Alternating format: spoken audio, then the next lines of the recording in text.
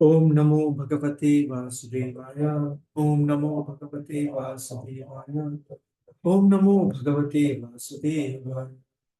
Narayana Satya Narakshaiva Narottamam Devim Saraswati Santato Jayamudire Nashtaprayeshu Bhadreshu Nityam Bhagavata Sevaya Bhagavati Uttama Shloke Tirvavati Nashtiki Mukam Karoti Vachalam Pangam Langate Girim Yatrupanatama Vande Shri Guru Primatana Pagmanam Shri.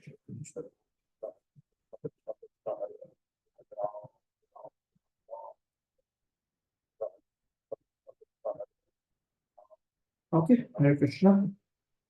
So, we are again discussing this wonderful conversation, which is called the Lord Kapila's teachings to his mother Devavati, or Kapila Siksha, popularly known as Kapila Siksha.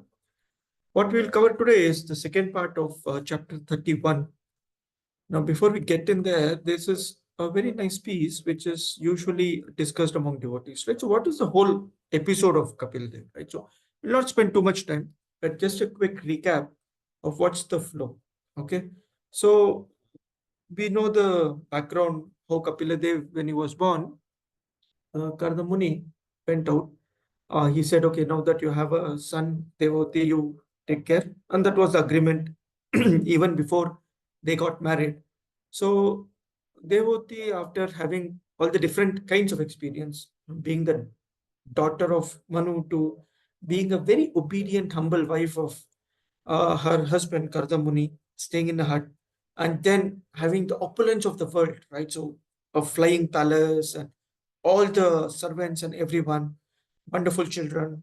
You know, they had many daughters before when Kapil Dev was born. And now she's like, I had this opportunity of associating with such a wonderful devotee as my husband, and I did not do the most important thing, which is hear and understand about Lord Shri Krishna, or what is the purpose of this entire life.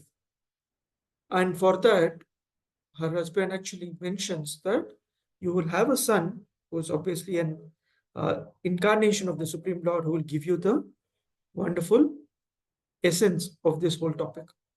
And that is where the second half of this canto, third canto itself is going on, which are teachings of Lord Kapila. His teachings are, he predominantly or repeatedly glorifies the path of bhakti while comparing and contrasting it with different kinds of yogas. Right? So he talks about Ashtanga Yoga, he gives a glimpse of Jnana Yoga, mostly on the Sankhya philosophy, Sankhya Yoga topics. But the essence, if you see at every chapter, it continuously comes back to this topic of bhakti being the most important thing, because that is pleasing to the Lord. Various topics are covered like Jiva, Prakriti, Purusha, from the Sankhya concepts. And now in this 31st chapter, we are actually discussing what we call as Samskriti, or the continual of birth and death of a living entity. You will see in chapter 31 and a little bit of spillover on in chapter 32 as well, which is on the birth of a child and the growth and eventually leaving the body, what we should do. Okay, that's what we basically have here. We are going to summarize that.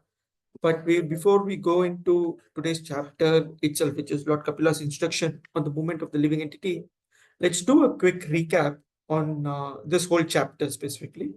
We'll take it from Shubhodini. We'll go there. I'm sharing my screen. Let me know if it's visible.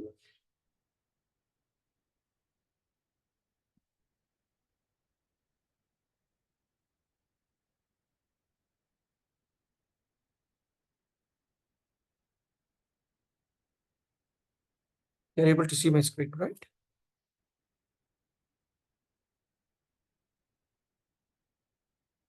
Okay. So I'm hoping I'm clearly audible, and all of you are very quiet. So let's move on. So this chapter 31 is Lord Kapila's instruction on the movements of the living entity. Here we have seen the first 21 shlokas.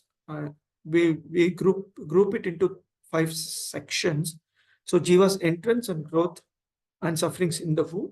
and then the prayers of the devotee jiva within the womb. So this is a topic that we would have covered last time, wherein we are talking about how the semen is impregnating the mother and the child is formed within the womb. Scientifically, we have seen whatever evidences that we have today. We are talking about the teachings here, at least a 5,000 years old. You accept this is coming from the time immemorial, or you can accept that, okay, it is documented 5,000 years old. So we at least had more knowledge than the rest of the world ever documented, right? And the second part of it, when the sweet prayers by the jiva within the womb of the mother. Now, this is not applicable, as you would have heard it in the last class. This is not applicable to all the jivas. Every jiva goes to the same suffering. Okay, here most of the time we are speaking from a human body perspective, but more or less all jivas have a similar transition period. But in a human being, when the mother is pregnant, the child is within the womb, the child is going through intolerable sufferings. You actually have a particular shloka, the shloka 17 talks about suffering here is intolerable, and the jiva wants to get out, and it's praying very dearly to the Lord, saying that, my dear Lord, I'm put into this such a troublesome situation because I ignored you. This time when I come out, my dear Lord, I will not budge down. I will completely surrender unto you. Please deliver me from this situation. And this prayer can happen only by a intelligent devotee, or what Srila Prabhupada calls as a wise jiva. Okay, so what do we see here after the prayers are done? We will see today's shlokas from shloka 22 to 48. That's the next half. We'll talk about how the suffering jiva comes out of the womb.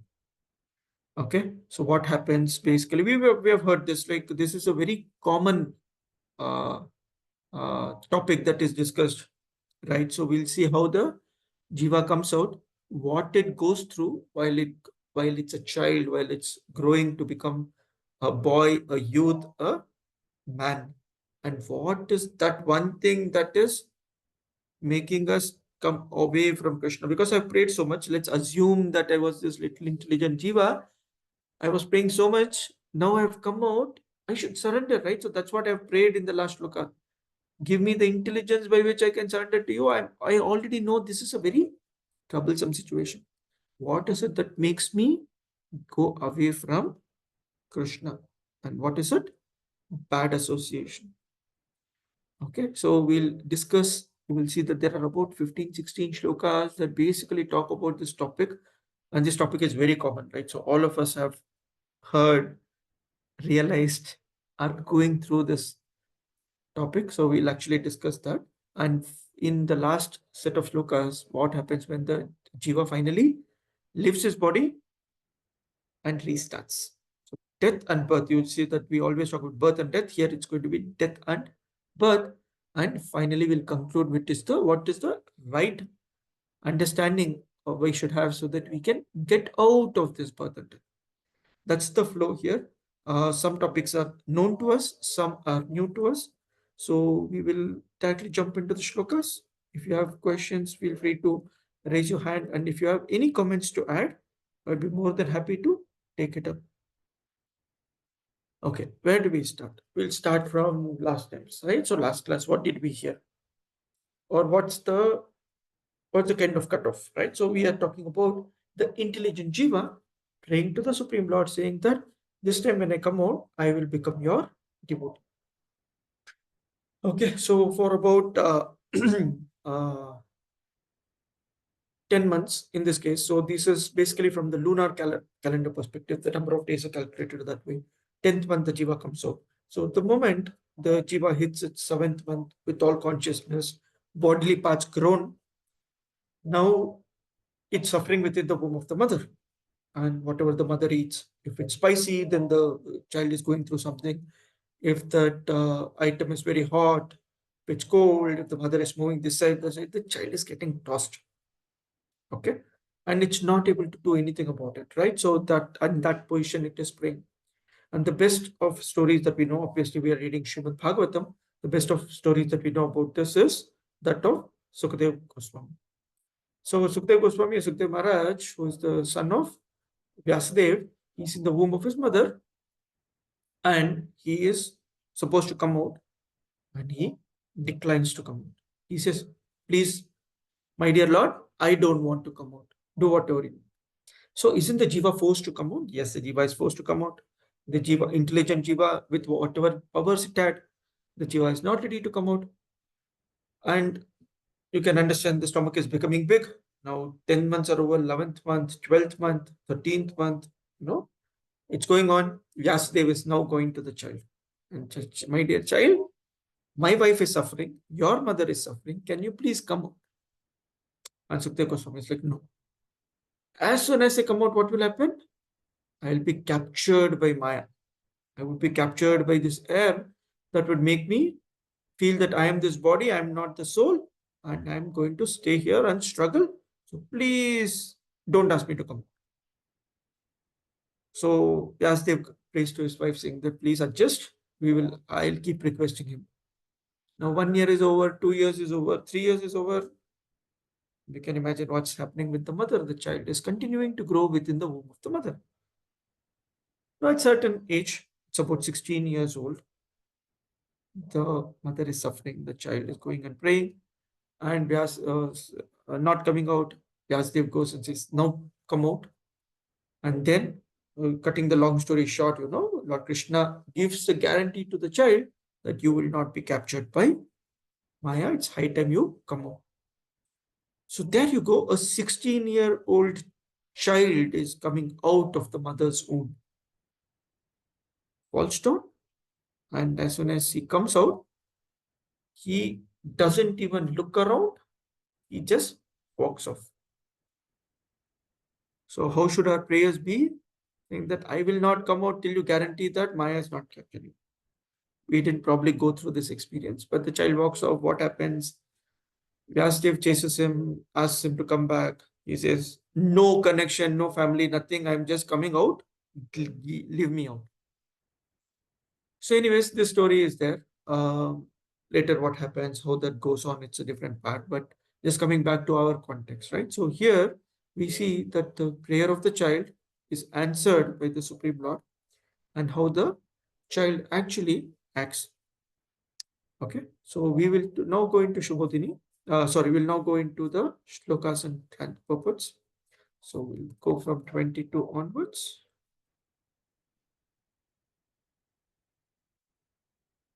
Okay. Shloka 22. Kapilovacha evam kritamatir gharbe dasamasya suvan rishihi sadyah kshipiti avachina prasutai suti madrutaha. Translations and purports from here. My strong guest is Bhaktivedanta Swami Srila Prabhupada ki jai. Lord Kapila continued, the 10-month-old living entity has these desires even while in the womb.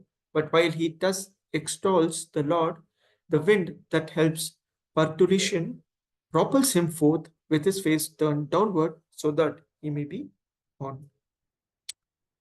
Om Ajnanatimirandasya Jnananjana Shalakaya Chakshurunmilitam Yena Tasmai Shri Gurave Namaha Shri Chaitanya Manobhishtam Stapitam Yena Bhutale Swayam Rupa Kadamahyam Dadati Swapadati Vandeham Shri Guru Shri Yuta Padakamalam Shri Gurun Vaishnavamscha Shri Rupam Sagrajatam Sahagana Raghunathan Vitam Tam Sajivam Sadvaitam Savadutam Parijana Sahitam Krishna Chaitanya Devam Shri Radha Krishna Padan Sahagana Lalita Shri Vishakhan Vitamscha हे कृष्णा करुणा सिंधो दीनबंधो जगतपते गोपेश गोपिका कांता राधा कांता नमोस्तुते तप्त कांचन गौरांगी राधे वृंदावनेश्वरी ऋषभानुसुते देवी प्रणमामि हरिप्रिये वाञ्छाकल्पतरुभ्यश्च कृपा सिन्धुभ्येव च पतितानां पावनेभ्यो वैष्णवेभ्यो नमो नमः नमः ओम विष्णुपादाय कृष्णप्रेष्ठाय भूतले श्रीमते भक्तिवेदान्त स्वामिनिति नामिने नमस्ते सरस्वती देवे गौरवाणी प्रचारिणे निर्विशेष शून्यवादी पाश्चात्य देशतारिणे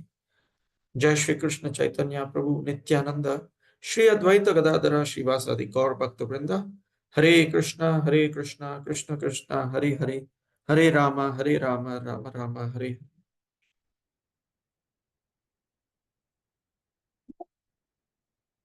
Okay. Hare Krishna. Now we know the context, now we know the flow. Let's quickly go through the next 20 odd shlokas.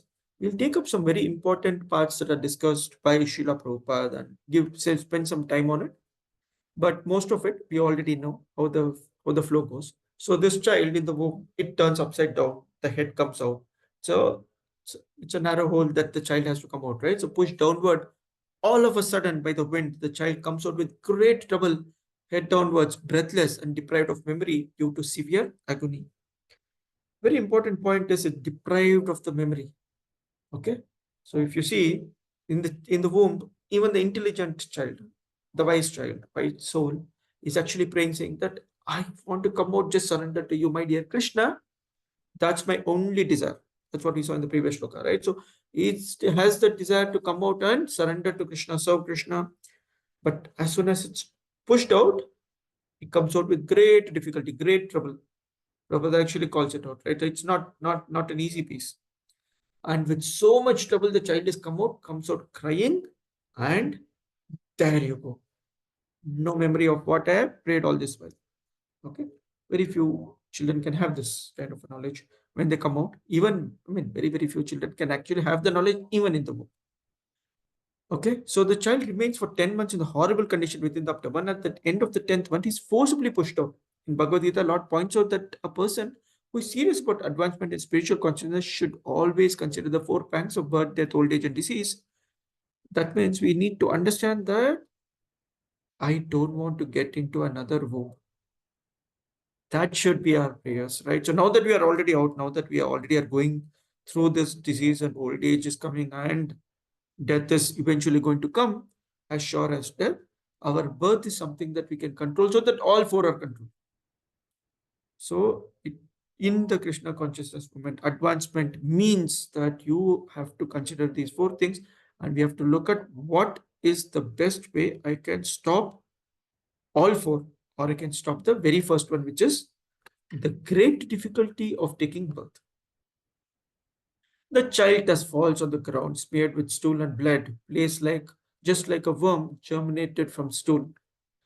He loves his superior knowledge and he loses his superior knowledge and cries under the spell of Maya.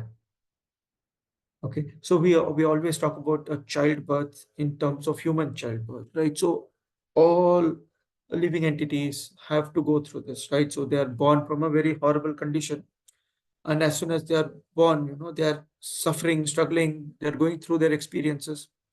uh, I can give this example of a camel. How the camel's child, as soon as it's born, sorry, a giraffe is child. The giraffe is pretty tall, and the child is dropped from there by the mother, from the height, it just falls to the ground.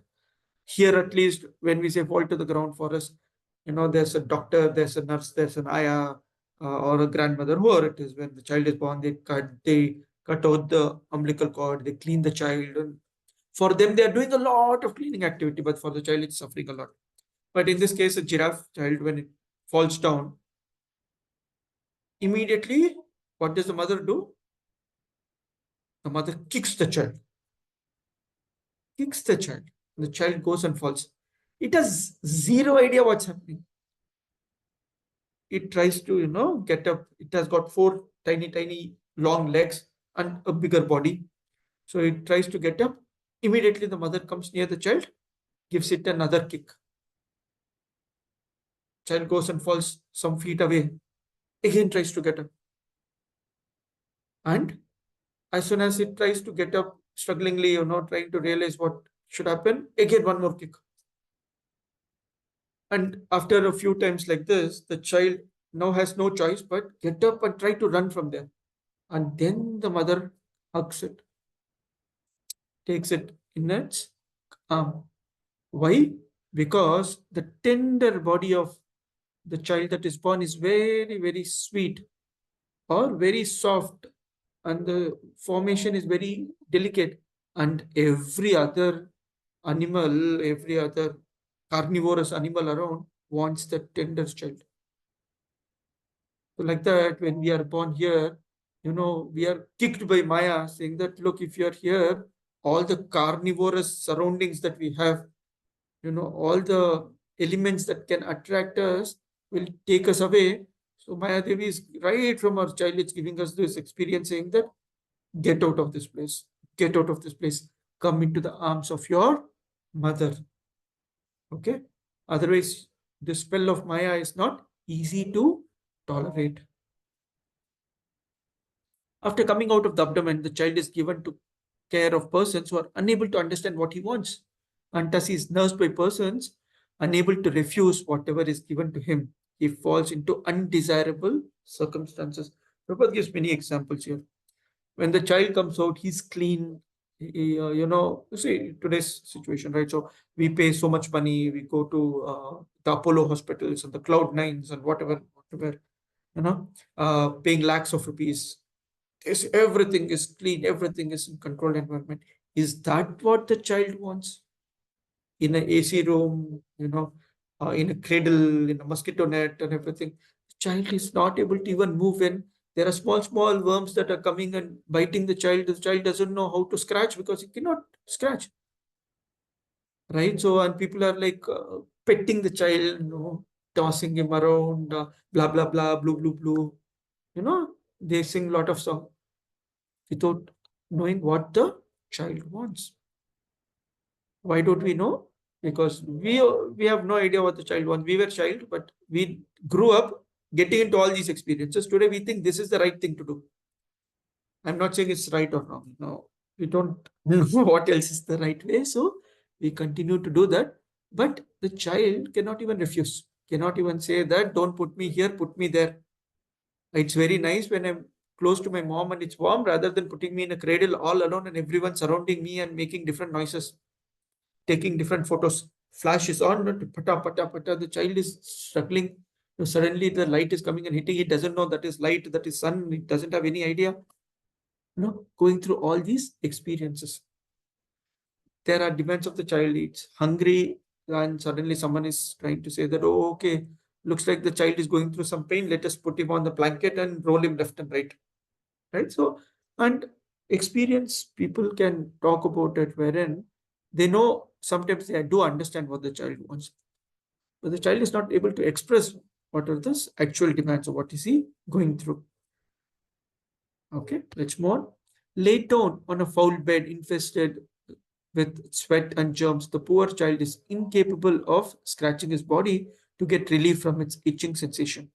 To say nothing of sitting up, standing, or even moving. This is what we just discussed. So the child is going through all these experiences. In his helpless conditions, gnats, mosquitoes, bugs, and other germs bite the baby, whose skin is tender, just as smaller worms bite a big worm. The child, deprived of his wisdom, cries bitterly. So here the word Vigata Gnana means that the spiritual knowledge which the child developed in the abdomen is already lost to the spell of Maya. Owing to various kinds of disturbances and to being out of the abdomen, the child cannot remember what he was thinking of for his salvation. So this question is, just few days back in the womb, I was crying so dearly, saying that, my dear Lord, I come out, I am surrendering to you. I don't want anything else. How did that child going not able to think? We just saw it loses all its memory when it's thrown out.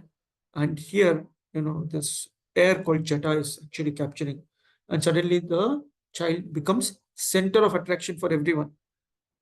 See, there are two things, right? One, my knowledge is lost because of the trouble that I've gone through, the suffering that makes me come out of the womb. The second part is, even though I'm suffering, no one knows me. Everyone is here surrounding me. I become the center for everyone.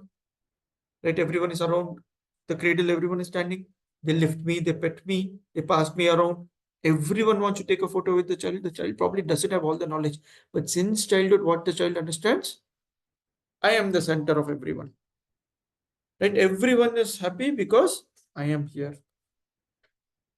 Anyways, so unfortunately, the child is going through this suffering and its memory, whatever its intelligence is there, getting wiped out. Not only children, but also elderly person should be very careful to protect their sense of Krishna consciousness and avoid unfavorable circumstances so that they may not forget their prime duty. So as the child grows, its intelligence, whatever little intelligence it had, they are all completely wiped off, replaced by what? Me and mine. We'll see that in the further shlokas. Right? So I, me, mine, everything like that. Right? And here it's an elderly person. So as we have all grown up, we also have the same problem. This is good for me. This is mine. This is only for me. This is for my family. How did this not happen to me? Why did that person get which is not supposed to be got? Everything comes in. Pride, fame, your jealousy, envy. All these are getting into my head. So I become that person.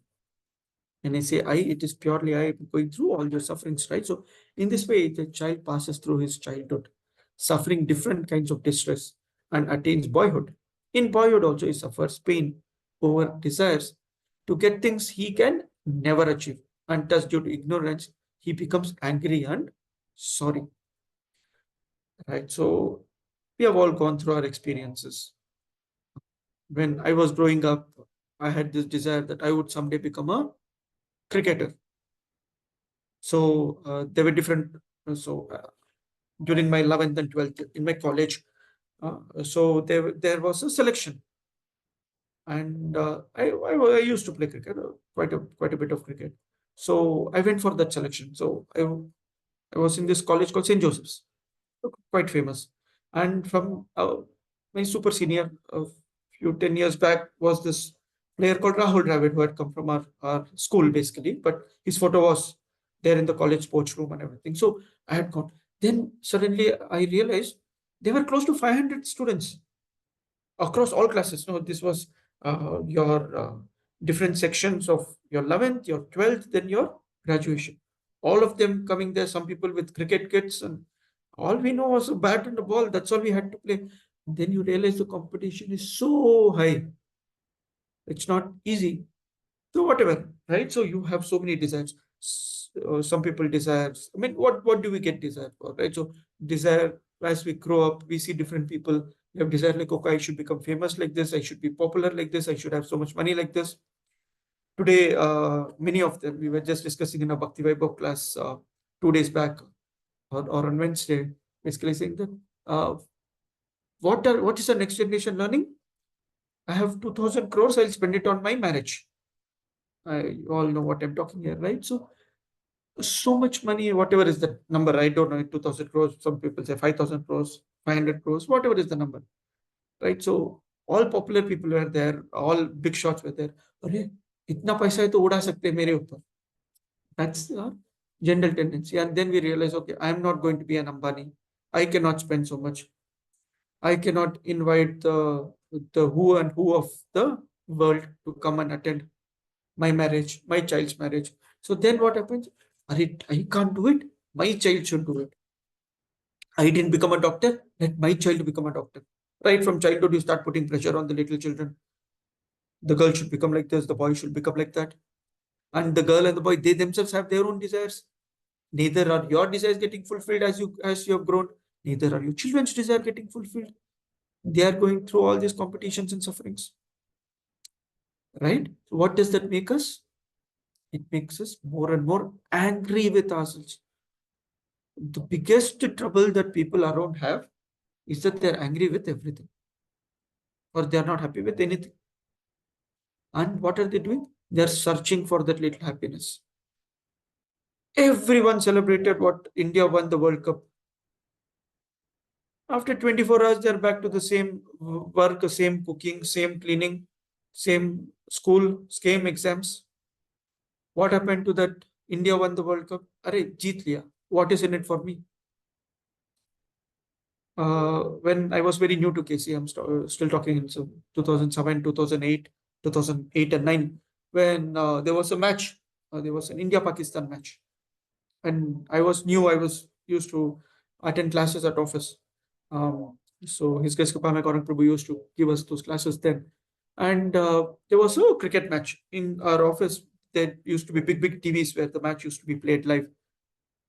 And everyone was gathered there because there was an India-Pakistan match.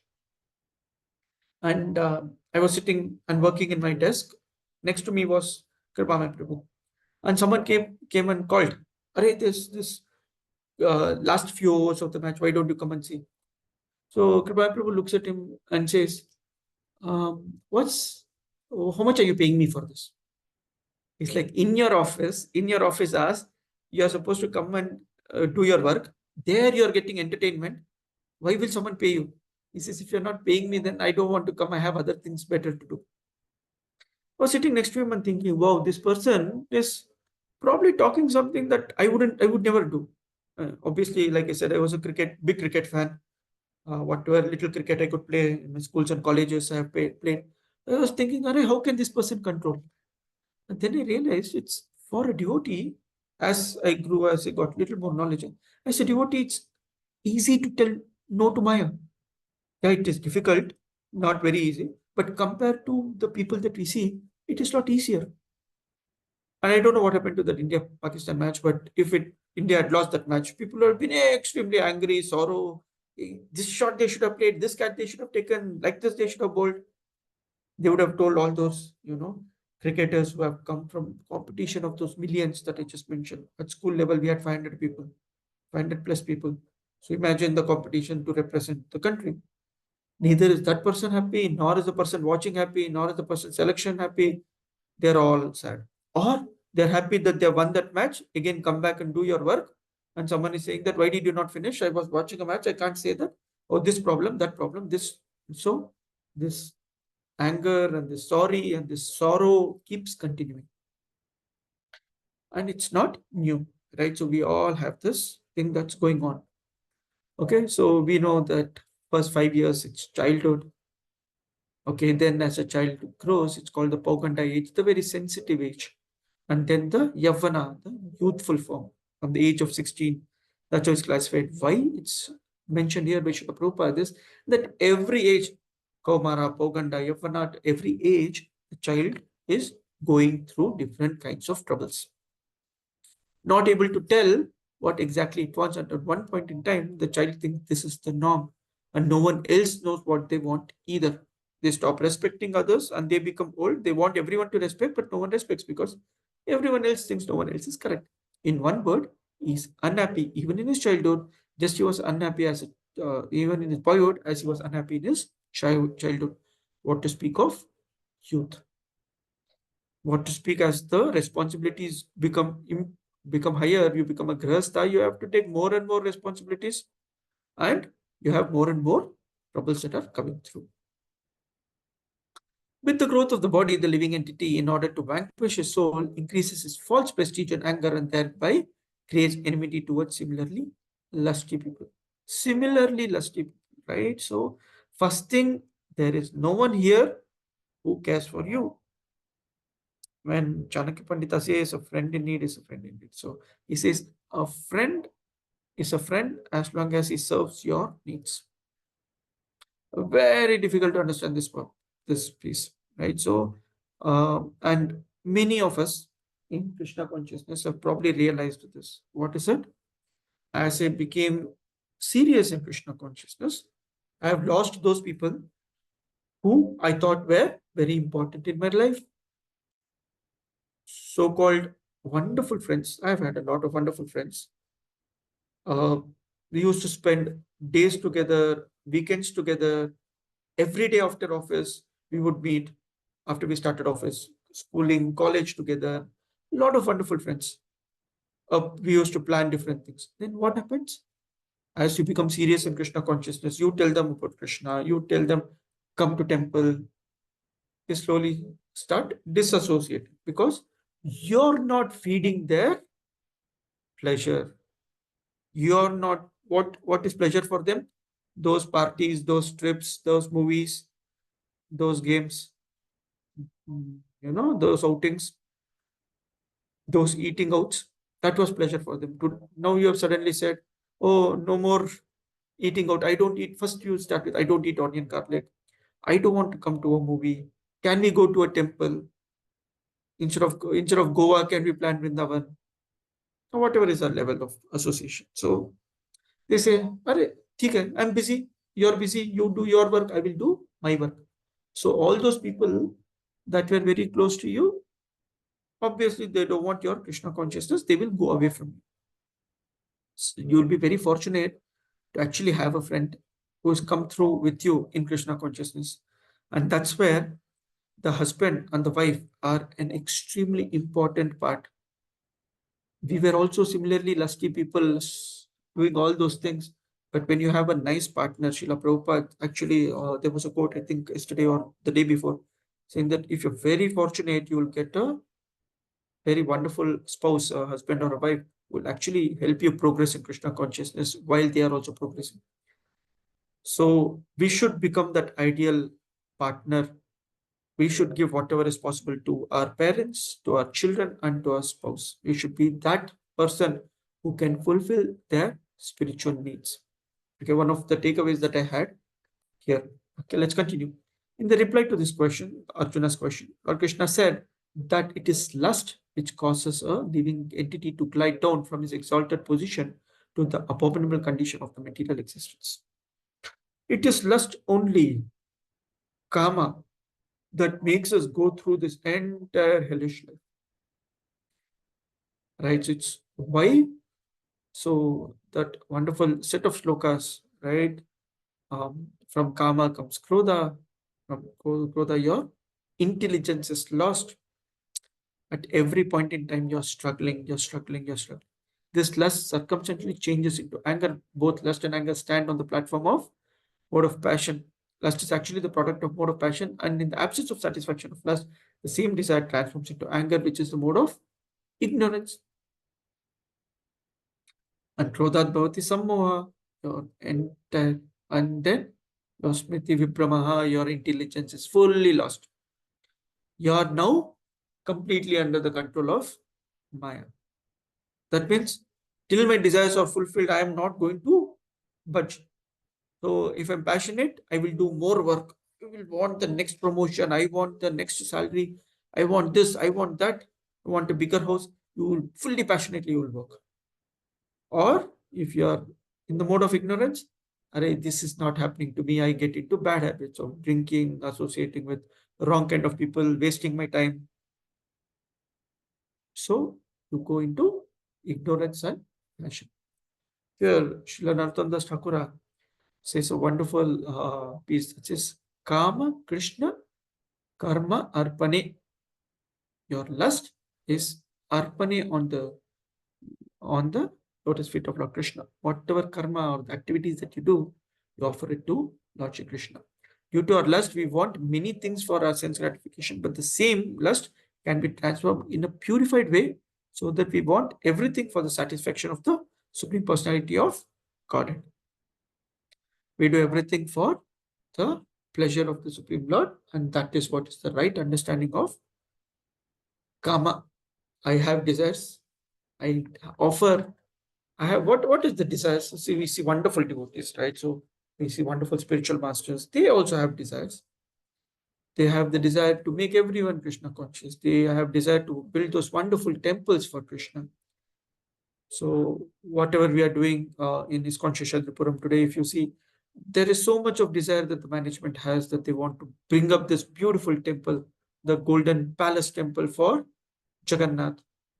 Right? So that should be our desire. So desires are not wrong. Desires in the right place.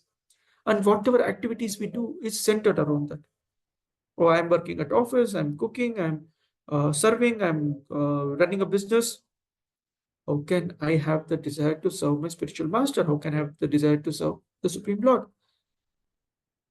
And we all do that, right? So whatever little activities we can do, probably book distribution, kirtans, hearing katha, the bhakti courses, worshipping the deities, garlands for the deities, whatever services that we are doing.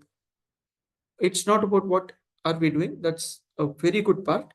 It's also about what are those things that I'm not doing, or what are those things that I have an opportunity to do, but I'm not picking up, or what are those things I'm doing which is feeding my ego rather than feeding my spiritual life. And as you start marking it down, you will understand, okay, maybe 2 hours a day, 3 hours a day, I'm giving to Krishna, 20 hours a day, 21 hours a day for my sense gratification. And I think it's very clearly mentioned by Srila Prabhupada in one of the places saying that more than 6 hours of sleep is not required for a human being. Sleep at the right time, wake up at the right time. And I'm speaking this, though I uh, work in odd hours. I mean, usually sleep is not before midnight. Usually it doesn't happen 11:30, 12, sometimes even beyond that. Why am I saying that? Because I know this is the right one. 9:30, 10 o'clock, you go to sleep. 4 o'clock, you're in the Mangalarti. Or in Bangalore, if you're fortunate, you're in Bangalore, then 5 o'clock is your Mangalarti. Or in Mangalarti, you should attend at least once a week. So we prioritize Krishna. And one of the important or most important thing is all of us are busy. So we put that list of things that we are doing being busy. And what are those things that I should definitely prioritize? Krishna. Okay, let's move on. We'll have some more instructions that we will get.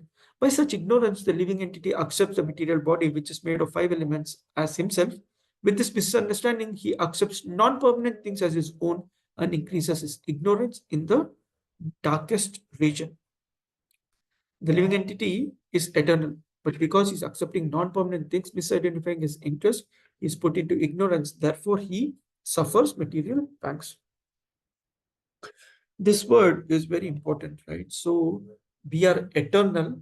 This material world, whatever we get from material world is temporary. We are trying to put our eternal conditions into a temporary world, which is absolutely incompatible. That's what we need to understand. Why do we keep saying this temporary world, dukhalayam ashashvatam? Because we are trying to get shashvata from an ashashvata place. Okay, and what is the nature of the soul? The nature of the soul, obviously being Sachitananda, Anandamayopiasat, right? Looking for happiness. The soul is eternally conditioned, happily conditioned, and then it's into a conditional state where it's not at all happy. It's dukhalaya. And how can these two fit into each other? And what do people say? Oh, you just finished this, you become happy. You finish this, you become happy. I was just talking to one of the nice devotee who's grown up in front of us. She's now in the 10th standard, and she's like, I'm not able to come to temple. Prabhu, very difficult, Prabhu. I have my classes, exams, my weekends.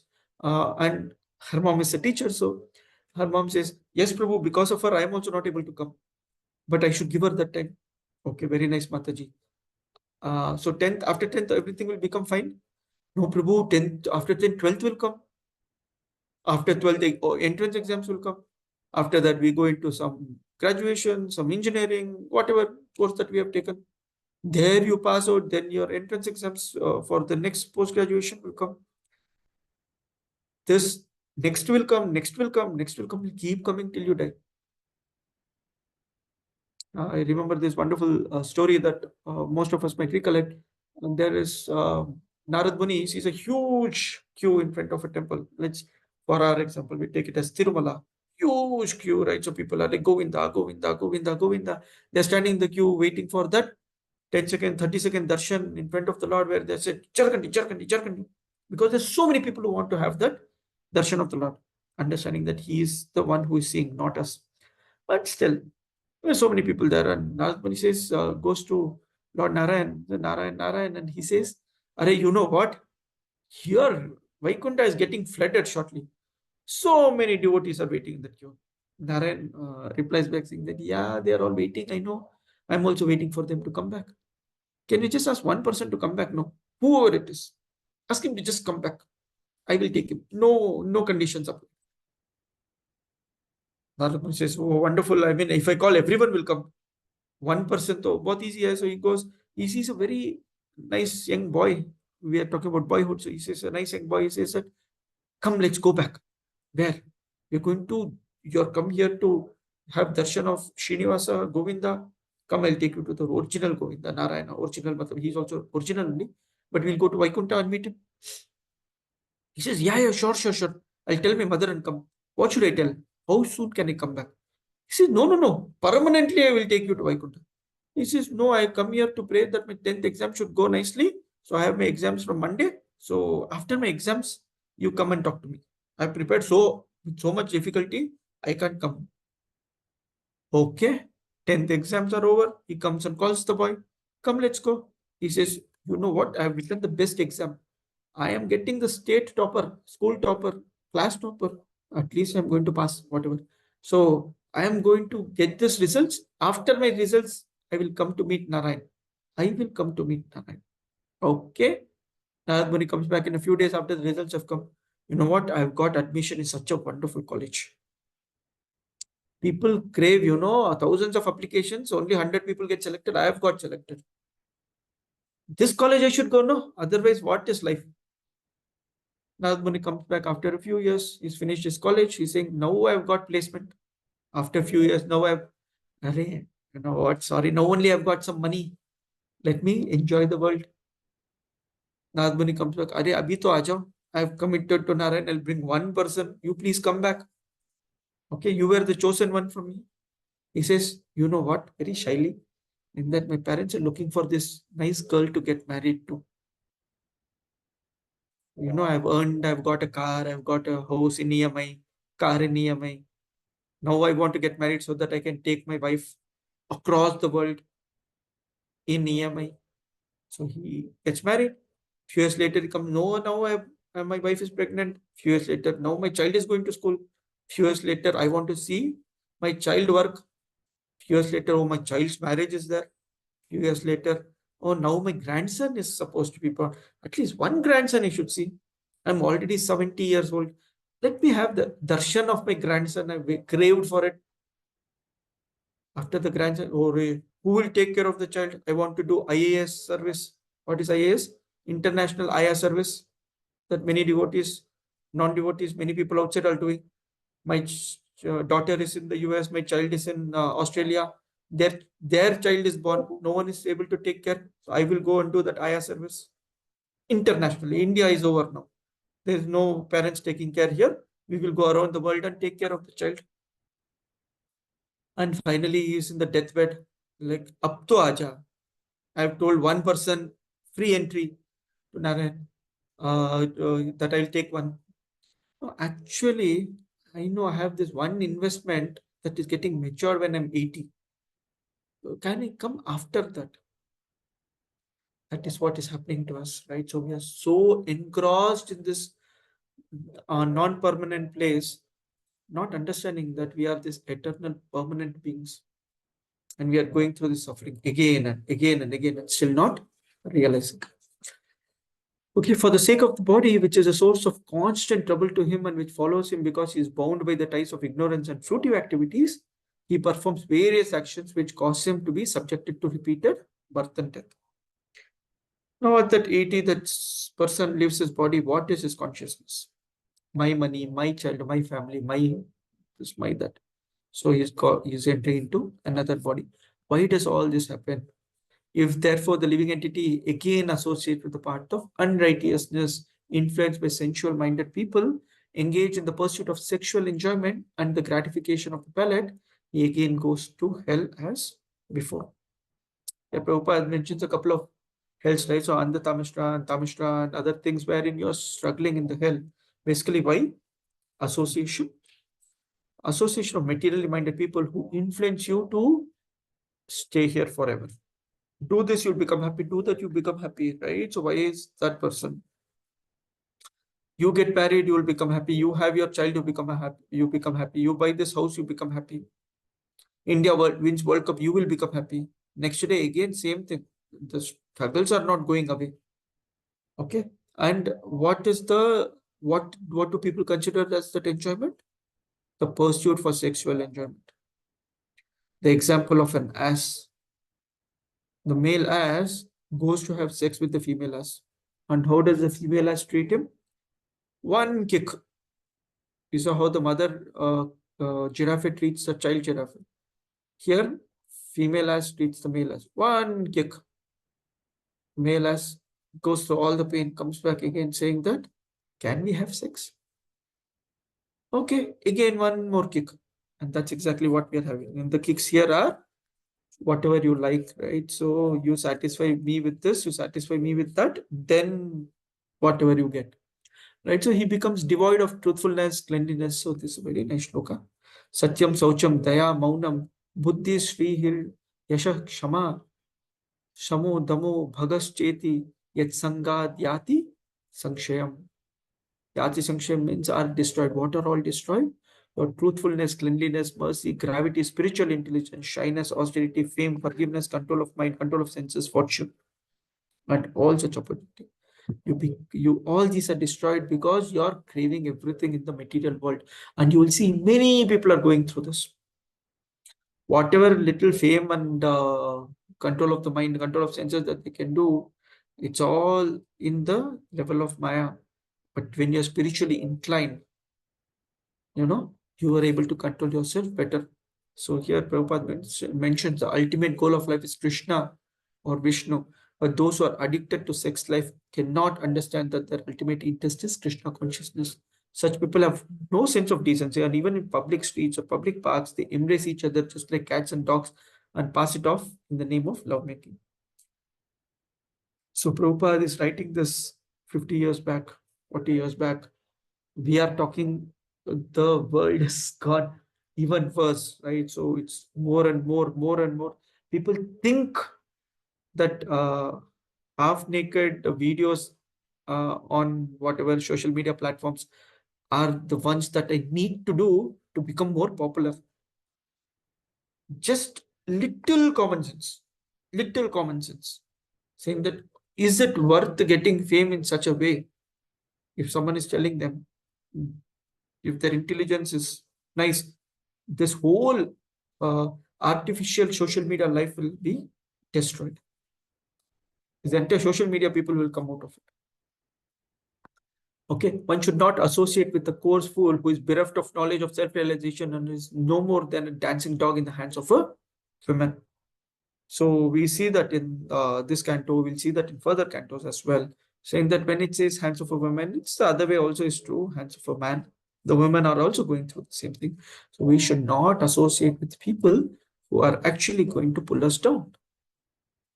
Lord Chaitanya has advised that any person who is engaged in Krishna consciousness who desires to pass beyond material designs must not associate himself with women or with persons interested in material enjoyment.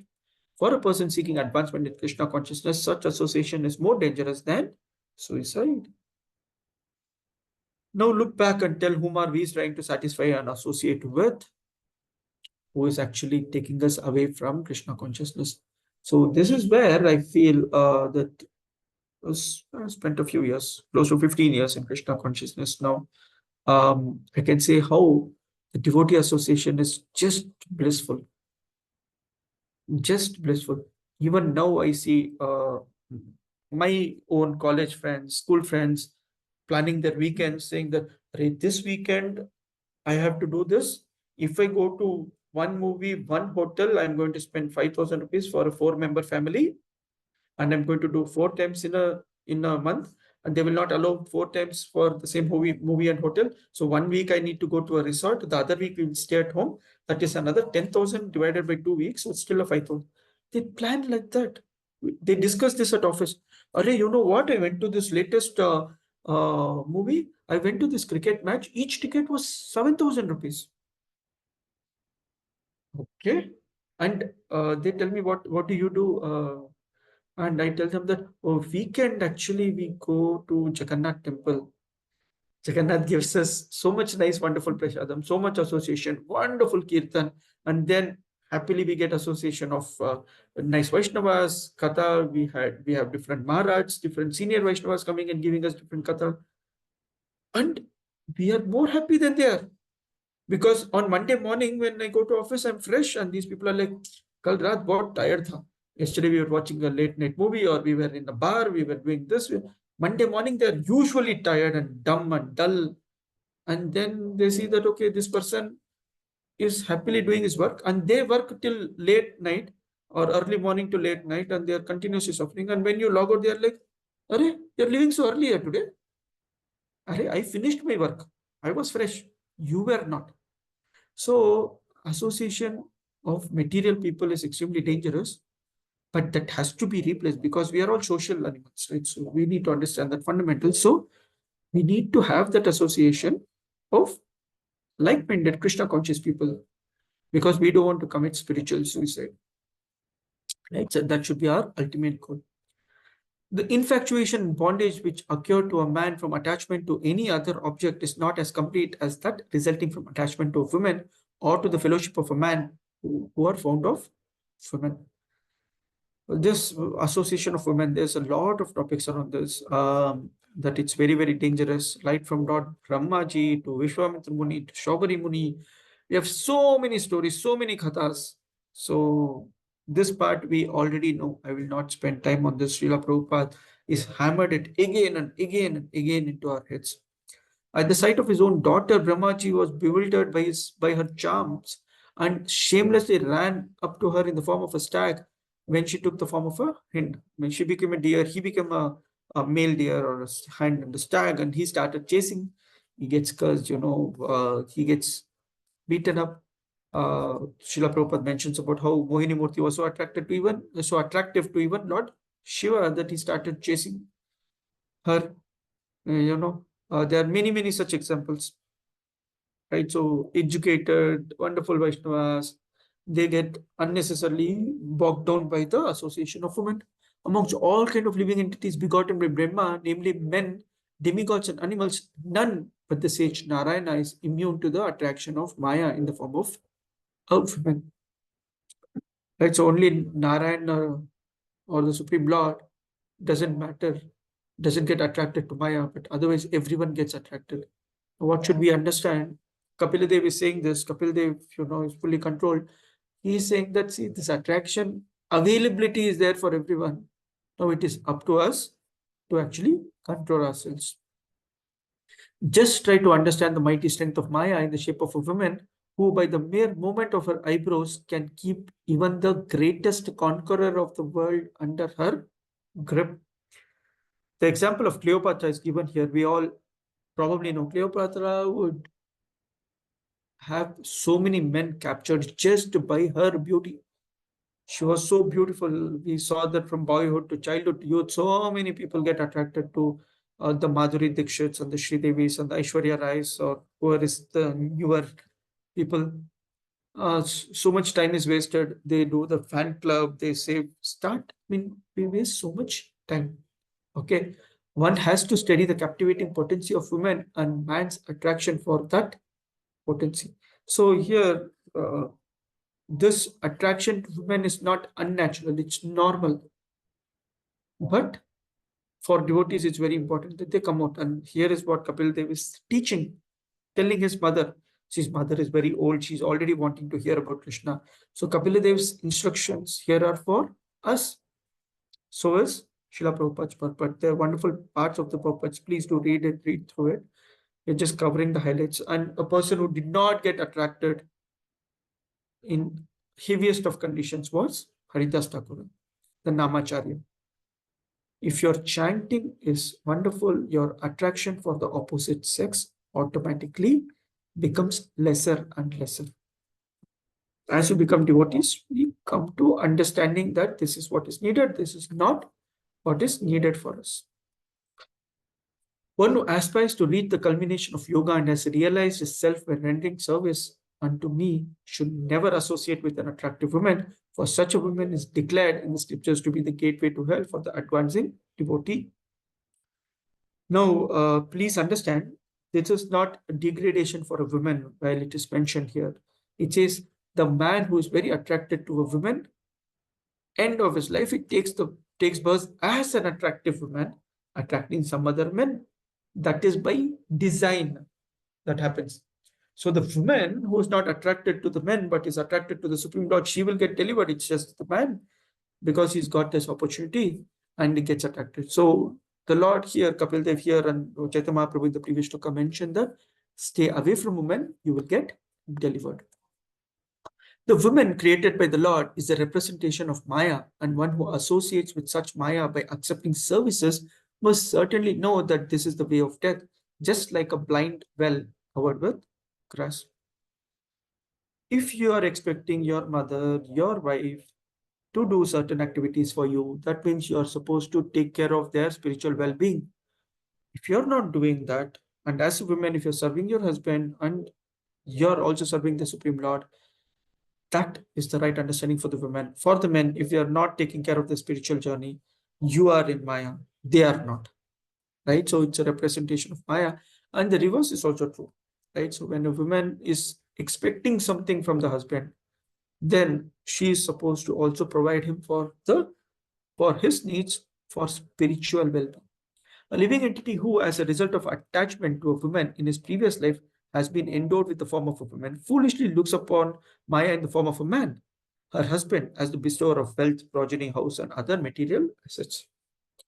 Okay, so people just take shlokas independently and start saying that, oh, your shastras talk about women in a different women. No, here you can see this. That's why I said, if you understand the complete picture, then you will know. So for a man, a woman is Maya, or women is an opportunity to associate and progress in spiritual life. For a woman, the reverse is true. Her husband, she serves nicely or takes care. Her husband, in turn, has to take care of her spiritual needs. That's how they go hand in hand.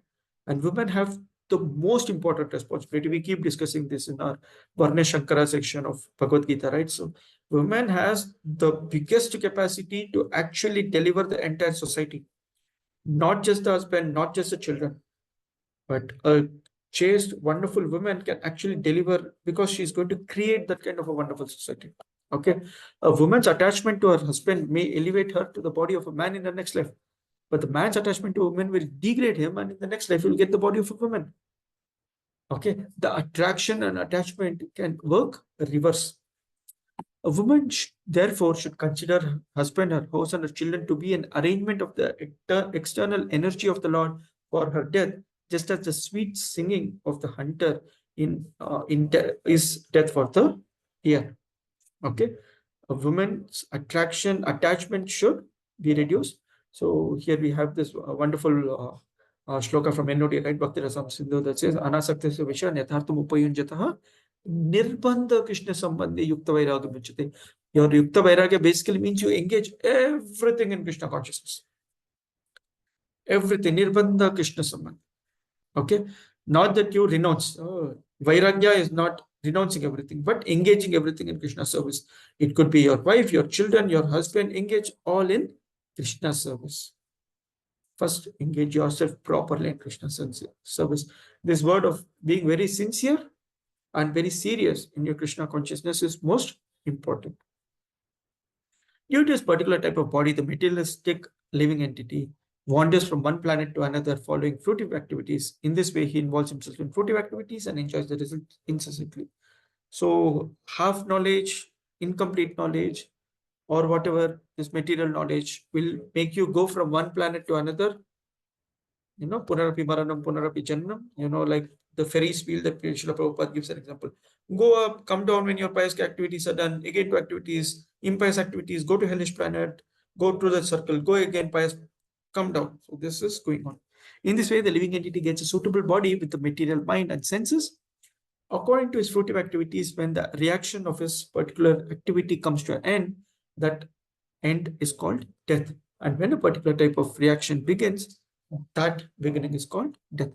So you have accumulated, you have associated, you have gone through the experiences, you're dying.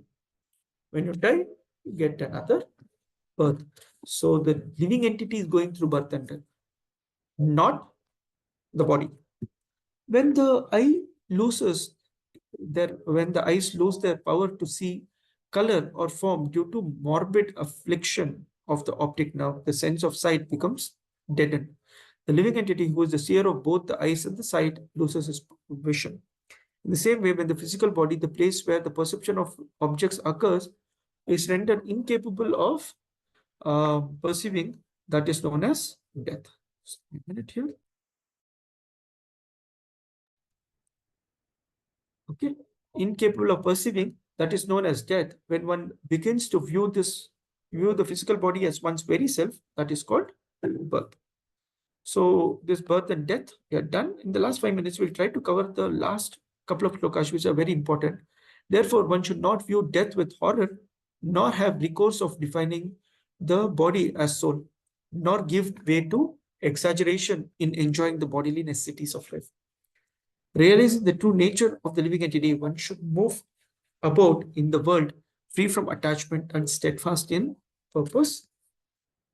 Read the last shloka and come back and discuss both. Endowed with the right vision and the strengthened by devotional service and a pessimistic attitude towards material identity, one should relegate his body to this illusory world through his reason. Thus, one can be reconciled with this material world.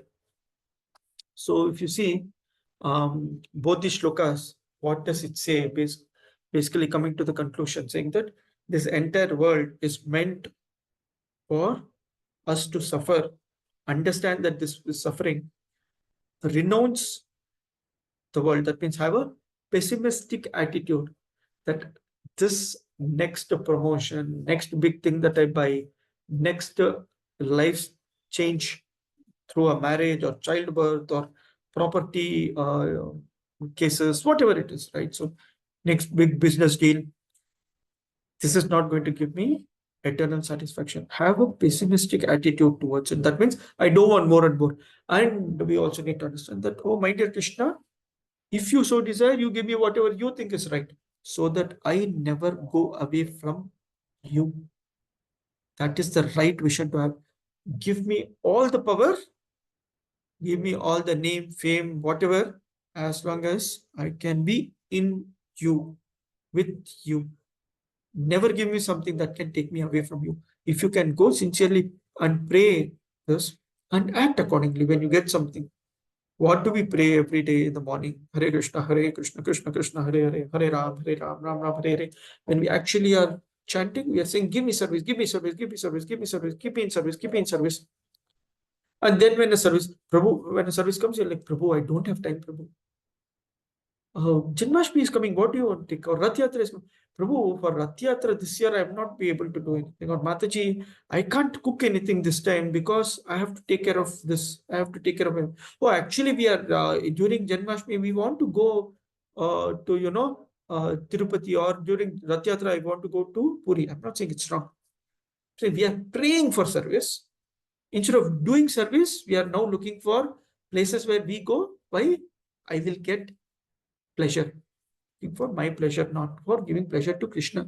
So our prayers should be so sincere that I want service and take up that service very nicely. So concluding, the devotee's intelligence is always in touch with the Supreme Personality of Godhead. His attitude towards the material existence is one of detachment, for he knows perfectly well that this material world is a creation of illusory energy. Realizing himself to be part and parcel of the Supreme Soul, the devotee discharges his devotional service and is completely aloof from material action and reaction. Thus, at the end of his end, he gives up his material body or material energy, and as a pure soul, he enters the kingdom of God. This is, Tasinta Bhakti Vedanta purports of the third canto, 31st chapter of Srimad Bhagavatam, entitled Lord Kapila's instructions on the movements of the living entity. So Kapila Dev and Srila Prabhupada conclude it very wonderfully, saying that, look, all this will happen for a normal living entity, and here is an option for us to get out and go back to our eternal spiritual position at the lotus feet, serving the Supreme Lord the way he wants us to be served.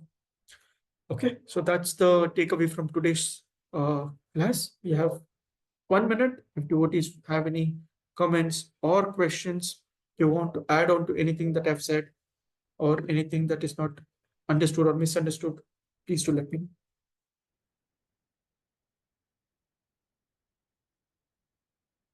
Yes, I think it's Suresh Prabhu says, devotional service is a must in Krishna consciousness. Have faith in Krishna, chant Maha Mantra, and of course, associate with devotees to stay in Krishna consciousness. Yes, that's the takeaway. Association is extremely important. Okay, thank you, Prabhu. Any other comments, any other questions?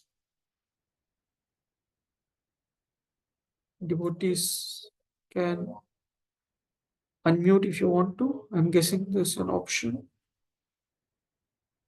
Oh, okay. There was no option. Okay, I have now let you unmute yourself. So please feel free to let me know if there are any comments.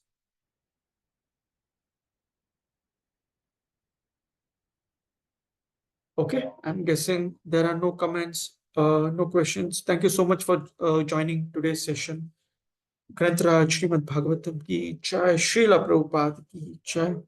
From an announcement perspective, I don't know what Shri Hari Prabhu had planned, but we will have this wonderful Krishna Janmashtami planning coming up shortly. So do participate tomorrow in the temple if you're coming. If you're not coming, there are a lot of plans that are happening for Balram Purnima, Krishna Janmashtami, and Radhashtami that will be there in the coming months. So be prepared for serving the Lord. Okay, thank you so much. Thank you all for joining. Hare Krishna.